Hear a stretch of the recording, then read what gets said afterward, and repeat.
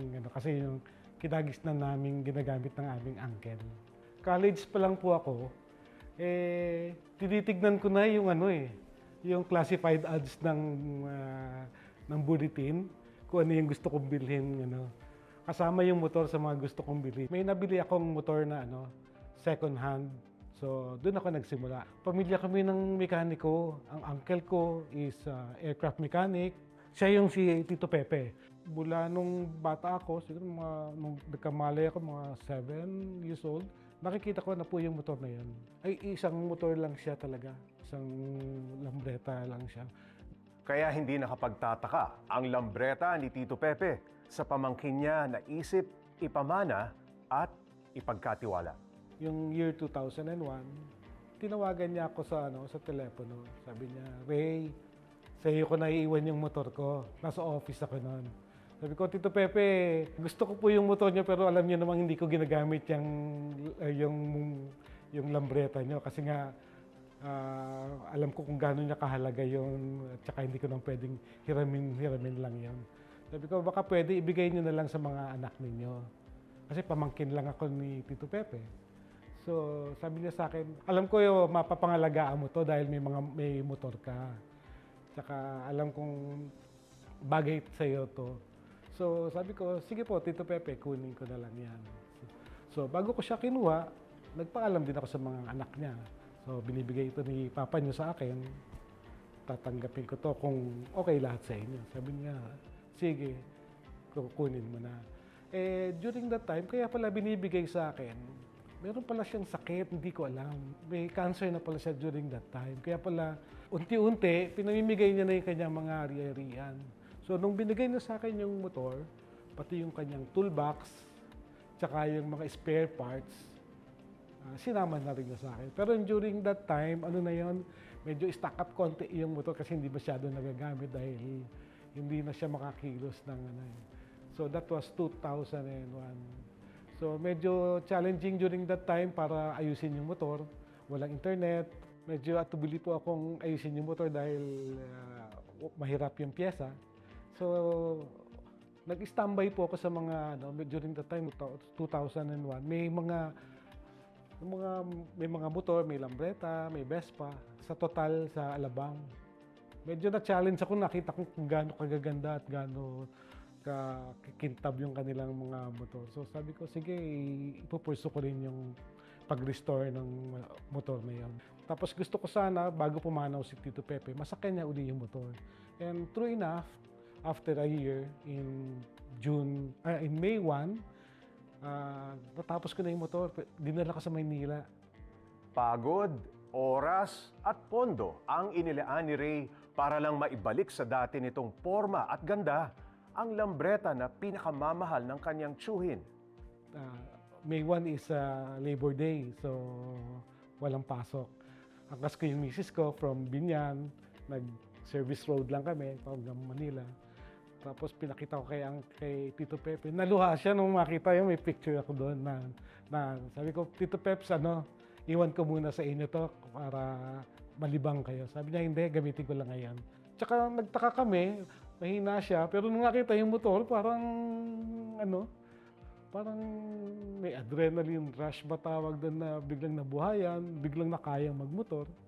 Halos isang araw siya nag-ikot. Pinuntahan niya pala yung mga kaibigan niya na malalapit. Pinapakita yung motor, pinagyayabang na yung motor niya okay na uli. So, tapos nung hapon, okay na siya. Sabi ko, iwan ko na yung motor. Pero ayaw niya pa iwan. Sige, uwi mo na uli. Uwi mo na. So, inuwi ko uli yung motor. 1 month and a half after, pumanaw siya. Noong June 16, pumanaw siya. At ang lambreta ni Tito Pepe na pinakamamahal at pinaka-inalagaan niya, hinangaan ng lahat ng humakot ito ng award. Nung unang dumating kami sa show, actually yung tinatawag nilang entry, yung gabi, doon pa lang super excited na kami. Iniisip ko rin na magandang oras ito or pagkakataon ito para hikayatin ko yung ibang kamag-anak namin na pumunta ron at magpa-picture doon sa motor ni Tito Pepe. Tapos biglang narinig ko, second place, yung Lambreta. Sabi ko, wow, pumasok pala yung Lambreta na second place. Tapos meron pa palang kapatid yon na best European scooter. Second place din ulit. Tapos maya-maya na may narinig kami. Tito Pepe, nabanggit yung Tito Pepe, yung pala nakuha namin yung Prestige Award. Yung auntie ko, nandun, kasama ko, umiyak. Sabi ko, auntie, nakakaya naman tayo rito. Pero mo sa dami niyang magagandang motorsiklo na yan, tayo ang mapipiling pinaka maganda or prestigyosong award. So, yun nga, tinawag ako ni Sir Jay, pinagkwento ko sa harapan. Sabi ko, maniniwala ka, Sir Jay, lahat yung nandyan, kamag-anak ko dahil dyan sa motor na yan. Sabi niya, oh sige, papuntahin mo lahat dito, pag-picture tayo dito habang kinukwento mo yung ano na yan, yung kwento ni Tito Pepe. So, yun na yung parang finale ng exhibit na yun. Talagang, ewan ko, talagang sigurang swerte or dahil sa pinagpaguran, na nagantay ng mahabang panahon, binigay ni Lord. Well, Tito Pepe, alam kong nandito ka lang sa paligid na naniniwala akong nakikita mo kami. Gagamitin ko rin itong pagkakataon na ito para pasalamatan ka at napili mo na sa akin ihabilin yung iyong motor. So, Tito Peps, alam ko nakikita mo at natutuwa ka na narito yung iyong motor, buhay na buhay, halos bago tignan, na pwedeng ibiyahe kahit sa probinsya. Alay ko ito sa iyo, Tito Pepe, at gusto ko rin ito i-share sa angkan nating sa Miso family. Isang karangalan din sa bumubuo ng Philippine Moto Heritage Weekend na maging bahagi kami sa pag-alala sa Lambreta ni Tito Pepe. Isa sa pinakaabangan tuwing Philippine Moto Heritage Weekend ay ang pagpapakitang gilas ng mga builders sa mga pambato nilang motor. Susunod yan sa pagbabalik ng Ride PH. Sa isang bike show, may mga matatawag na tayong kontesero at merong mga newbies. Pinagtahi-tahi tayo ng kwento nila at pinagtagpo-tagpo dito sa Philippine Moto Heritage Weekend. Nagsimula po kami mag-customize, kami po ng father ko, since 2014. Nasubukan po namin kasi yung may first customer kami na nagtanong sa amin kung kaya ba namin gawin itong bagay na to. As long as na may kompleto naman kami sa gamit, tinry po namin siya. So yun doon po, nagtuloy-tuloy na kami mag-customize. Yung sa Moto Heritage po, nakita ko siya sa online. Itong last time po, kaya kami nakasali kasi meron na akong kayang isali na motor. Ang sinali ko po na custom bike ko is yung Honda Shadow Slasher 750. Sa tagal naman po na kinostomize siya, lalo na po yung paint job dun sa mga tank, sa handlebars, and sa CC bar. Sa tank po, inabot po ako ng almost 3 months. Sa pagpipintura pa lang po. Yun po, yung sa feeling namin nung sumali kami ng Ride PH. Sabi ko, yung unang pasok pa lang namin ng motor, mas maraming mas magagandang mga motor. So sabi ko, sige, para lang naman din ma-display ko, appreciate namin ng father ko yung ginawa namin. Yung sa ginugol naming oras, nandun na po kasi yung banding time namin. Yun yung pinaka-banding time namin, yung paggagawa lang ng motor. May award o wala, okay na ako doon, masaya ako doon. Kasi na-display natin to, may pumuntang tao na nagustuhan to.